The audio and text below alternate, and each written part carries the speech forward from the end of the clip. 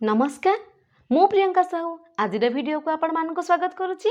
आज आम देखा विस्थापन प्रतिक्रिया बा डिस्प्लेसमेंट रिएक्शन एवं द्वैत विस्थापन प्रतिक्रिया बा डबल डिस्प्लेसमेंट रिएक्शन। ताले आस आरंभ करिबा।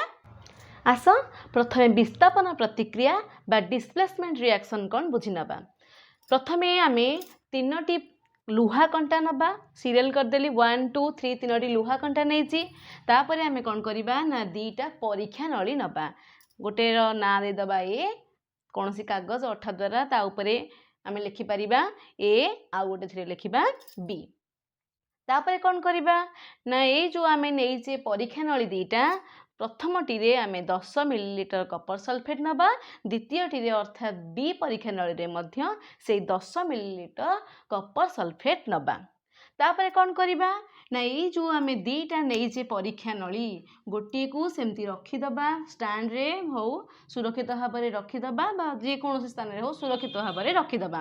तापर कौन करिबा ना यही परीक्षा नली बी को नहीं आमे कौन करिबा एमती बी परीक्षा नली मु नेइची सेथिरे एई जो तीनोटी लुहा कंटा नेइचे गोटे लुहा कंटा रहीगला आउ जो दुईटी लुहा कंटा रहिला ताकू कौन करिबा ना सूता साहाय्य रे ए परीक्षा नली भितर आमर कपर सल्फेट रही से कपर सल्फेट द्रवण भितर ताकू कौन करिबा ना बुड़ेकी रखिबा जे कौन से स्टैंड हो बा अन्य कौन सहायता रे एई सूताटा को एमती ओहळेई रखिबा लुहा कंटा दीटाक से बांधी होइकी कपर सल्फेट द्रवण मध्य भल भाव में बुड़ीकी रहिले। आमे जो ये गोटे परीक्षा नली रखी देइचे आ गोटे लुहा कंटा रखी देइचे पछरे परीक्षा परे आमर एई जो कपर सल्फेट द्रवण एवं ये जो लुहा कंटार रंग रे कौन परिवर्तन हैला कि अन्य कौन परिवर्तन होउची ताहा तुलना करिया पई आमे एई दीटा को अलगा रखी देइचे।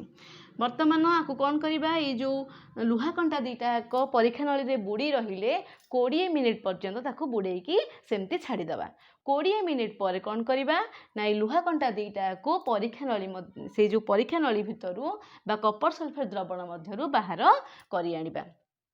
बाहर करिबा परे आमे देखिबा एबे कंपेयर करिबा एई हैला परीक्षा नली बी आ ई परीक्षा नली ए जदि आमे कंपेयर करिबा देखिबा कौन ना परीक्षा नली ए जो गाढ़ता रही द्रवणर परीक्षा नली बी रे तार कौन हेची ना तार गाढ़ता द्रवणर कमी जाइची जेतिकी परिमाणर गाढ़ता थिला कपर सल्फेट द्रवणर पूर्वरु बा लुहा कंटा बुड़ाइबा पूर्वरु वर्तमान कौन हेची ना 20 मिनिट लुहा कंटा बुड़ेकी रखी सारिबा परे से द्रवणर रंग परिवर्तन हो जाइची। आउ कौन हेची ना जो आमे लुहा कंटा नैथिले से लुहा कंटा उपरे कौन हो जाइची ना बादामी रंगर आस्तरण पड़ी जाइची। ताले एमती काहे के हैला आस देखि नबा। ताले कौन हैला आयरन एवं कपर सल्फेट आमे नहींचे कपर सल्फेट द्रवण मध्य आयरन को बा लुहा को बुड़े रखीचे आयरन एवं कपर सल्फेट परस्पर मध्य रिएक्शन करी कौन सृष्टि हुए ना आयरन सल्फेट सृष्टि हुए एवं कपर हुए। आपको आमे जदी लिखिदबा एमती संकेत माध्यम रे आयरन हैला Fe प्लस कपर सल्फेट हैला CuSO4 आयरन सल्फेट हैला FeSO4 प्लस Cu। तो एठी कौन हैला ना आमे नैथिले आयरन कपर सल्फेट द्रवण मध्य बुड़े रखिले बुड़े रखिबा परे कौन हैला ना ये जो आयरन ये कौन कला ना ये कपर सल्फेट द्रवण मध्यरु कपर को कौन कला ना अपसारण करि चलला अपसारण करी निजे एई आ सहित SO4 अर्थात सल्फेट सहित सल्फेट आयन सहित कौन कला ना बंध सृष्टि करी नूतन यौगिक सृष्टि हैला जोटा हैला कौन ना FeSO4 बा आयरन सल्फेट एई कपर जगह किए नहीं गला ना आयरन नहीं गला। आयरन कौन कला ना कपर को अपसारण करी बा विस्थापन करी हटेई से निजे से स्थान पूरण कला बा सल्फेट सहित कौन कला ना बंध तैयारी करिकी नूतन यौगिक सृष्टि कला।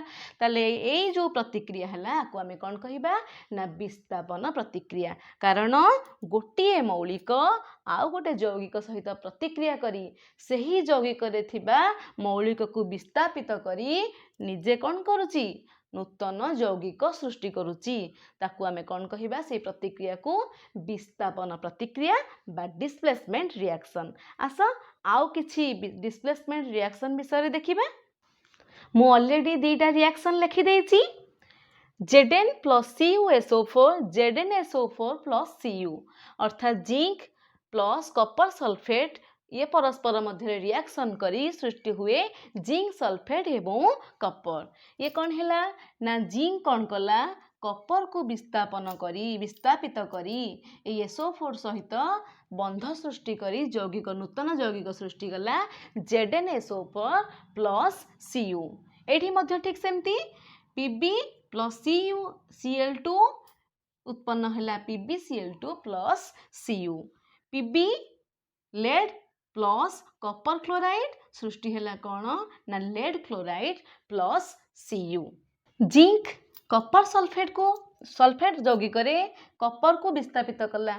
एठी कौन है ना लेड कॉपर क्लोराइड यौगिक कॉपर को विस्थापित कला। कहीं विस्थापित कला करि पारला ना एठी जिंक एवं लेड ये कॉपर ठारू कौन अधिक प्रतिक्रियाशील। ठीक सेमती आमे देखिथिले आयरन एवं कॉपर सल्फेट मध्य प्रतिक्रिया आयरन कौन ना कॉपर ठारू अधिक प्रतिक्रियाशील।